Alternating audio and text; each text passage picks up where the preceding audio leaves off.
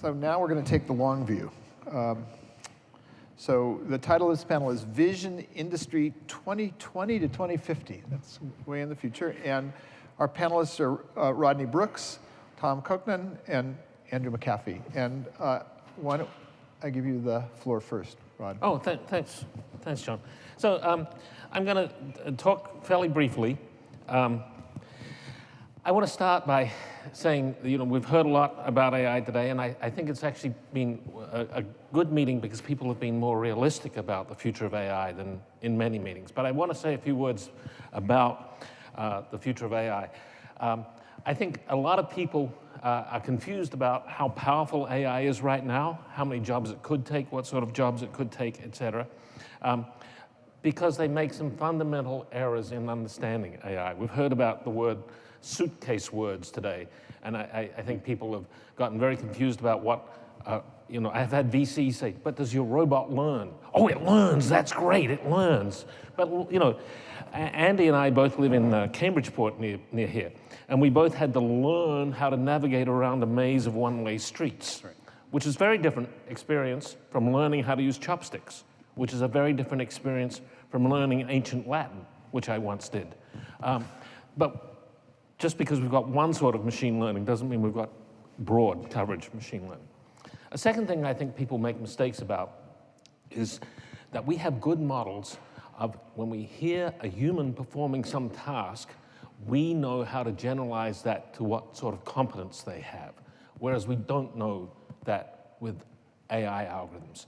So Antonio was showing pictures of people carrying umbrellas in the rain, and out of those sorts of training sets, you can expect Google or Fei-Fei Li from Stanford, now Google, have their system look at an image of people and give it a label, people carrying umbrellas in the rain. Now, if a person does that, you would expect to be able to ask them, for instance, well, what does it mean in Japan when people are carrying umbrellas in the sun? What is rain? Do people get wet when it rains? What are people? Can raccoons carry umbrellas? You'd expect a person to be able to answer all those questions, but these systems can't answer any of them. And the third thing I'll just say, I think people overestimate, and this gets to the topic of industry 2020 to 2050, people overestimate how quickly top-down ideas will trickle out into manufacturing. I was recently, first I'll tell you, because we just had a legal panel, in Europe, the legal standard for industrial equipment is under the machine directive. And according to the machine directive, any safety critical code in an industrial machine in Europe can neither use pointers nor stacks. You're not allowed to use them. So this AI stuff, forget it. It isn't going to get there into those safety critical systems. Wow. Lastly, industry today is based on automation is based on programmable logic controllers, PLCs, invented in Bedford, Massachusetts in 1967. And what they do, PLCs, is emulate electromagnetic relays.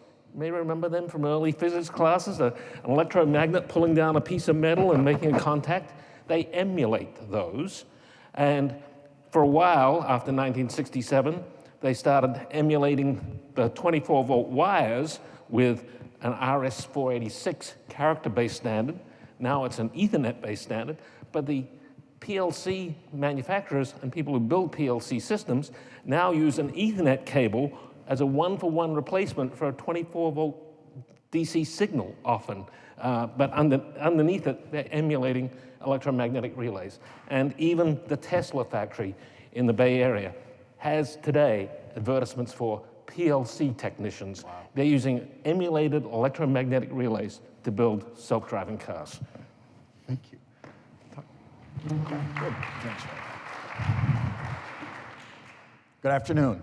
Well, I'm going to shift the debate because I think that's what we're really here to do, and that is to ask, how can we gain some control over technology and the future of work so that we're all better off 20 years from now?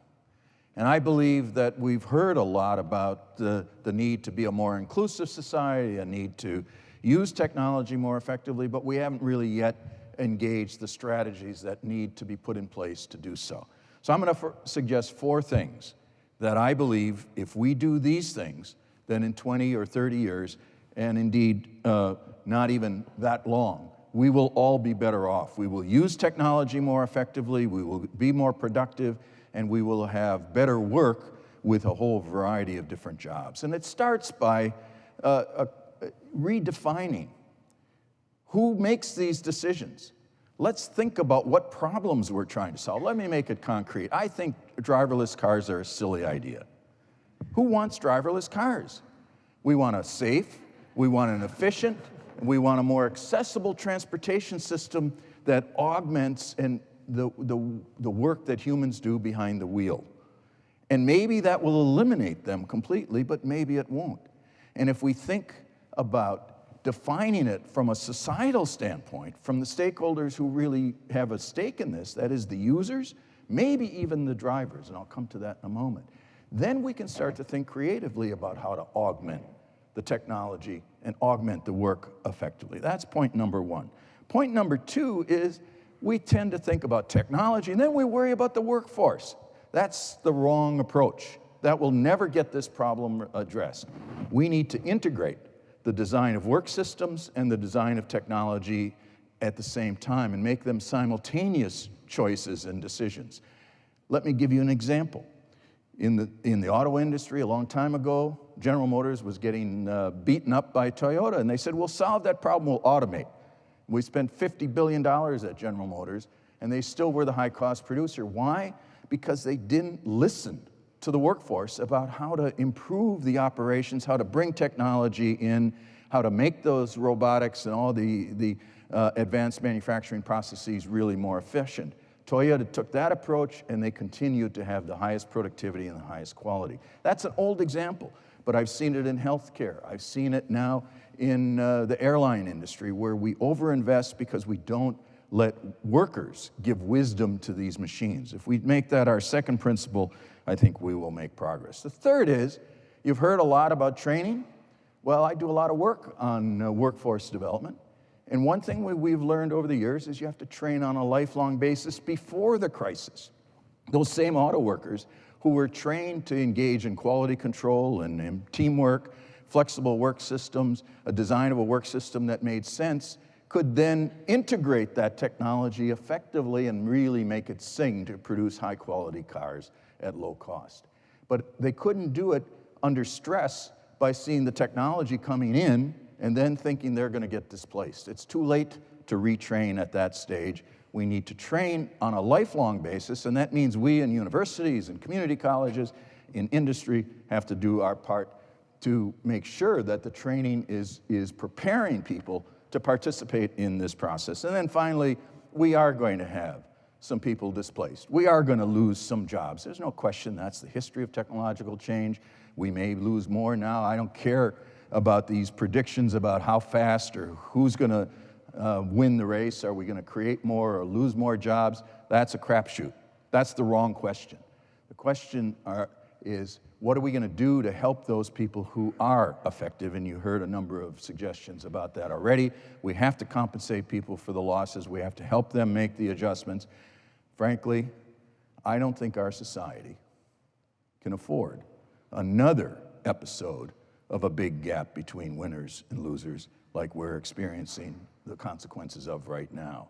If we deal fairly with those people who are affected negatively, then I think we will make progress. If we follow these 4 principles and start now, we will control the future of technology in a way that does produce a more shared prosperity and reduce some of the problems that we're experiencing right now. If we let it to the technologists alone, we'll replicate the winners and the losers.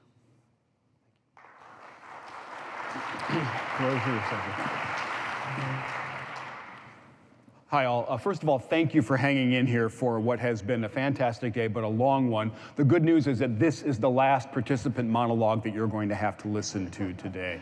I want to take advantage of this panel about Industry 2020 to 2050 to tell you what the 3 most common questions I hear are about the future of industries, the future of economies, the future of competition, and what my personal answers to those are.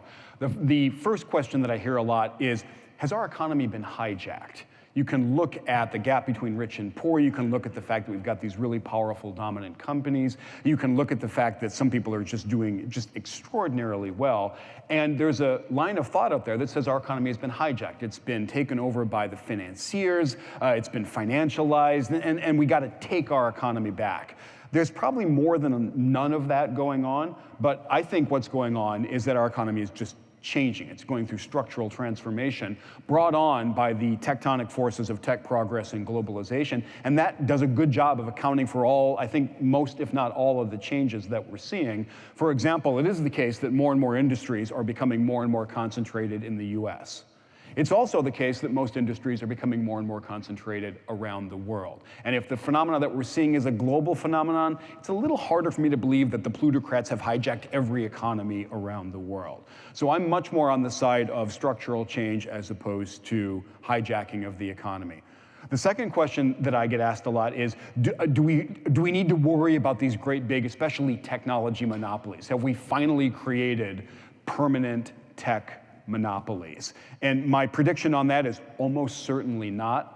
My career is long enough to remember when we were worried about IBM as a permanent tech monopoly. I certainly been around long enough to know talking about Microsoft as a permanent tech monopoly. We were worried about AOL, remember that one, as a permanent tech monopoly.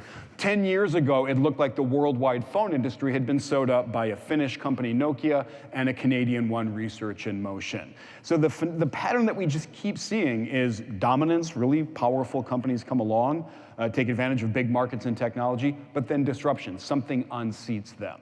And the question confronting us these days is this time finally different? Are the Googles, Amazons, Facebooks, and Apples of the world categorically different? The only honest answer is nobody knows, but I think there's a lot of reason to be cautious about that. The fact that I can't identify what's going to unseat those companies doesn't tell me a thing.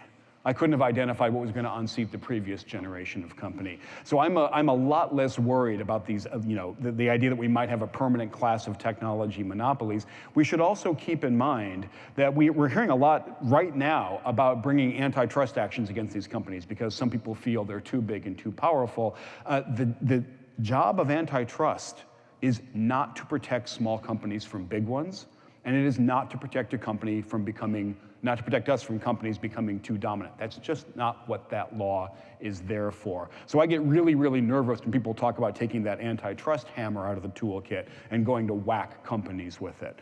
The third question that I get asked all the time is, are there going to be jobs in the industries of the future? And the answer to that is yes, but there is no guarantee that there will be as many jobs in those industries of the future as there are today.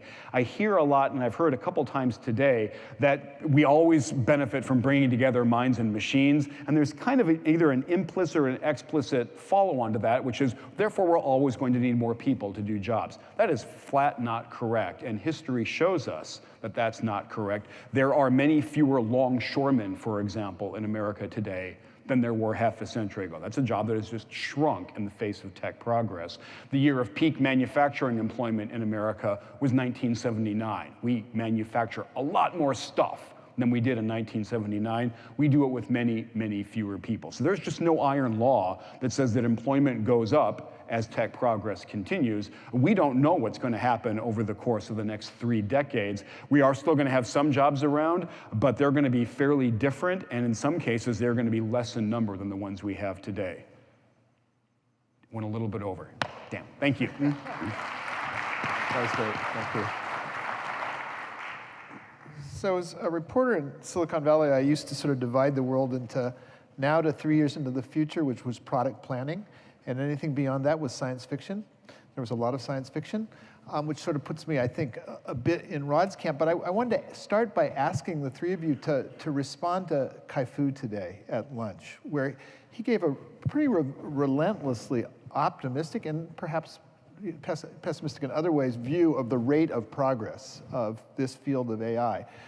I mean, are you on board? To what extent are you guys on? Well, and the second part of that question, it also was evocative to me, and just in the sense that it had on the audience of, I guess you're all old enough to remember the Japanese 5th generation and what a potential threat it was to our computer industry. So could you respond to what Kai-Fu said today, if you heard it?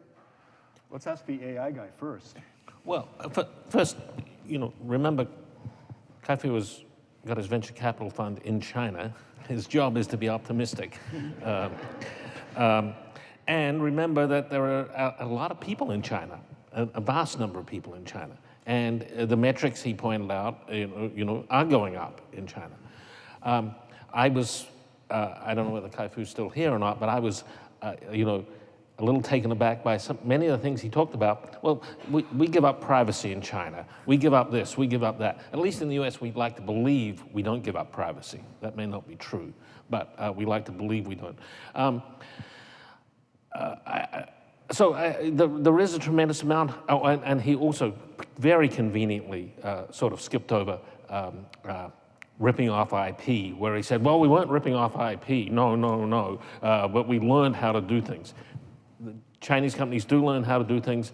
I've spent many hours in the last month being deposed by lawyers over total IP ripoff. I mean, down to the point of stealing tooling for physical devices in China. So there's a lot of lawlessness there too, which,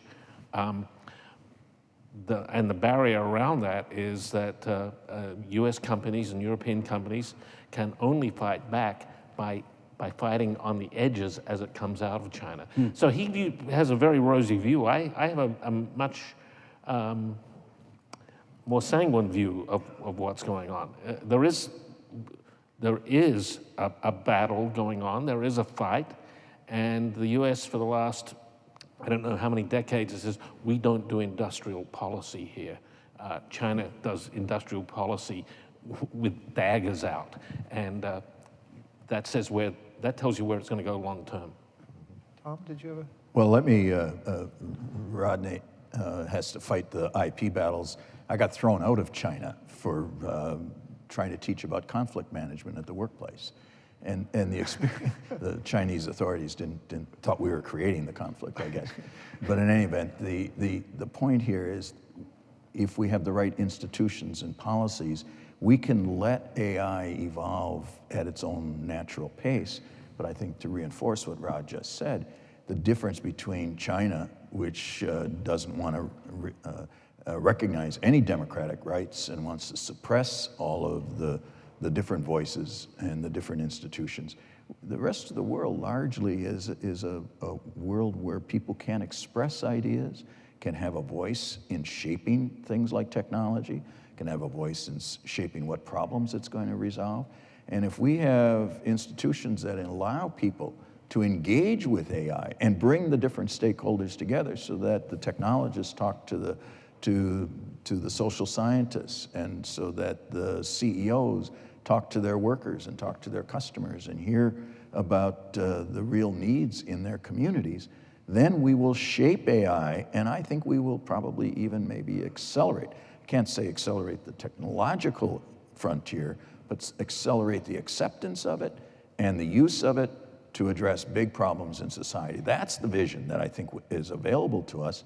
And that's why it's so great to be in an environment where people are now recognizing that. That's what this conference is all about. How do we get some control over the use of it? I don't mean limiting it, regulating it, discouraging it, channeling it in its most productive ways. The impression that I get when I listen to people at events like this, when I talk to folk like Rob, is that we're getting really good, and I don't know if exponential is the right adjective or not, but we're making very fast progress on some pretty long-standing, pretty well-defined problems in the domain of artificial intelligence. Recognize images, understand human speech, play Go at a high level. The fact that we're making progress on all those, to me, is existentially insignificant. And it pains me to agree categorically with Rod Brooks, but one of the areas where he and I are in violent agreement is that the silliness around the singularity is exactly that. It's just silly. But the progress that we're making is clearly economically significant. And the fact that most of the time when I talk to my phone these days, there is no other person there, and I'm not insane. I'm actually dictating with very, very high accuracy rates.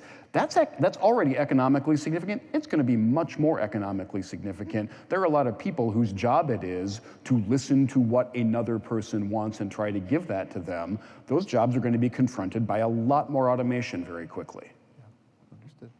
Understood. So we're at this juncture. I mean, none of you are semiconductor guys, but let me pose a situation. We've lived off of Moore's Law for 5 or 6 decades. There's now an active debate in Silicon Valley over whether Moore's Law is in abeyance at this point. And you know, the most interesting, there's all kinds of data you can cite, but there is a school of thought that the cost per transistor has stopped falling, and it hasn't fallen for a long time. Intel hasn't turned the crank in TikTok for a while. So if, in fact, the AI revolution has been riding on this free ride of, you know, falling cost of computing and some good ideas from the 1980s, and all of a sudden we're at a plateau, how would it look different? Yeah, Silicon Valley in general, not just AI, has been riding on Moore's Law. And Moore's Law fundamentally works on the idea that, you know, is there a C-sale cup on the table? Take away half of them. Is there a C-sale cup on the table? The answer is still the same. It's only when you get down to 1 or about 20 atoms, which is where we are now in the silicon size, that it doesn't work anymore. So Moore's Law is coming to an end from what is classically driven. I happen to think that that's the greatest thing that's happened to computer architecture for 50 years. Because for 50 years, everyone knew exactly what was going to happen 2 years, 4 years from now, and they couldn't afford to experiment. Now you see new players like NVIDIA with different architectures coming about, being driven by AI problems, because they don't have to go lockstep in that old design. Although I have to tell you a story at this juncture that I think is hilarious. There is a company that is a competitor to NVIDIA, and this is the notion of these new architectures got new problems. It's called GraphCore. And GraphCore is in Bristol, and people I know who've looked at it have gone, holy shit, this is just like the CM1. So, I mean, we may still be making progress off of old architectures. They were just too early. But I think you've already answered your own question. We're seeing really recent examples of what I think are a pretty striking process at the same time when, if you're right, Intel has not been able to increase the cost per transistor of its chips. So we're in this fallow period at that level, and in a very exciting period at another level. I have a lot of faith that the different geeks around the Moore's Law industries are going to keep innovating, whether or not they do it at the coffee cup level, in ways that are going to continue to give us all kinds of amazing progress. So we're talking, if we're talking a decade to 3 decades out, how much are we at the mercy of Hollywood in terms of shaping our views of the way tech? Now, I mean, I believe Rod Brooks once told me that you got into this business after seeing a Hollywood movie. Isn't that sort of proof of the fact that it does have an effect on the world? I can't tell you how many people I've run into who saw the movie Space Odyssey and decided to go into AI. I believe Rod is sort of... I was already trying to build intelligent machines, but 2001, I was 13 years old or something, validated for me that there was stuff out there, and I just fell in love with how, it was a murdering psychopath, but apart from that, it was great. You weren't alone. There were, it was a generation of young men. But I think Hollywood movies, Hollywood movie style thinking leads us astray, and Hollywood movie style thinking says we've got the world just as it is, and then we put some super technology in it. But super technology in real life doesn't come from nothing. It gradually builds up, and so you learn about the technology and adapt to it along the way. And a lot of the Hollywood movie plots are, we haven't adapted the technology, which apart from aliens arriving, doesn't really make sense. So, Andrew, technology versus culture, I mean, what's driving us? I mean, is it interactive or? Yeah, sure, it's always interactive. I'm a lot more worried about prominent voices outside Hollywood scaremongering and fear-mongering than I am. Hollywood's job is to tell us really compelling stories. These prominent voices, I would wish that they would be a little more grounded or reasoned about some of the things that they're saying. Now, are you, without naming names, you talking about Elon Musk and Stephen Hawking and Bill Gates? Those are names. Yeah, but so it's technologists. It's actually the community that you're worried about.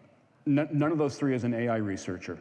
When I talk to AI researchers, not just Rod Brooks, I'm going to channel Andrew Ng here, who has made a lot of the advances in the field. He's had not just a front row seat, he's been on the pitch. He says worrying about big scary AI and killer robots is like worrying about overpopulation on Mars. We are spending way too much time on this sophomore dorm room BS topic. Did I say that strongly enough? Elon also said that he wanted to die on Mars, just not on impact, which I thought was one of his. Let rich guys go spend their money to colonize Mars. Awesome, go do that. Just stop with the killer robots. Yeah. Well, so is there? It's getting late in the day. We're just letting loose. You also seem to have a grounded sense. Why does this field tend to overpromise? Do you have a sense of what? Well, all technologies overpromise. That's the history of technology. That's why people get afraid of it, and we fantasize about it, and we have movies about it, and we popularize it. But when you look at how it's being used on the ground, and you look at how people are embracing it as users of technology, that's where the innovation, the continuous innovation comes from. And so I'm much more interested in seeing how we can bring more people into the discussion of how we use technology so that it both shares the benefits, but so that we get its full utilization. We've seen way too many technologies take too long to diffuse. I mean, that's been the history from the Industrial Revolution. It took a long time for us to figure out that mass production could actually use all of this new energy that was available.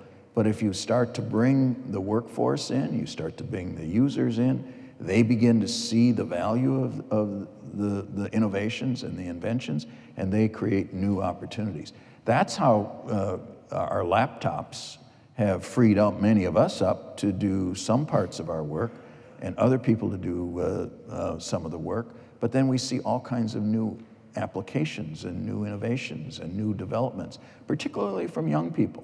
So I would look not to the Elon Musks and those characters. Yeah, they're important. I would look to the next generation. If we educate them to be facile with the use of technology and to give them the opportunities to be creative, that's where the real value, and that's where we'll see the diffusion and the better utilization of all this wonderful stuff. And I'd like to build on what Tom just said there in a way. I left my smartphone behind stage, but how many people, have to go and take a course on how to use a smartphone? Right. Smartphones teach you how to use them. Right. They come in at just the level where most people are, and then they teach you how to use them. And so people are using these powerful machines without having to do training, which is exactly the opposite of how people in industrial equipment think about it. Oh, this is a complicated machine, there's going to have to be training. I think that we should look for those models where the machines teach the users and teach the people how to make use of them and be more productive. And that's getting that blending of people and machines by being open to the user, to the factory floor user, being open to it and encouraging it is the way that we're going to make progress. Go to the Midwest, where there are a lot of people who worked in industry and who came off farms, and you'll find in every garage a bunch of tinkerers. People who will take machinery and they'll fix it and they'll modify it and they'll make it a more fancy motorcycle, maybe a more powerful one, or they'll find new uses for all of this stuff, or they'll create what some people are now talking about fab labs. That's a very decentralized manufacturing. They'll use old technology to match with new technology because they're very practical. That's the kind of innovative spirit that we haven't fully tapped yet. And I think if we learn to tap that kind of spirit from people who have practical problems to solve and see this stuff, whether it's a smartphone or an AI system or some robotics or advanced manufacturing, that's where the growth and that's where the creativity comes from. And partially that requires a cultural change in some of the companies. So I'm putting robots in factories that are meant for ordinary factory workers to be able to train for tasks. Some companies want to put passwords on them so the factory workers can't touch them. Instead of encouraging other companies, smaller companies tend to say, who wants to be in charge?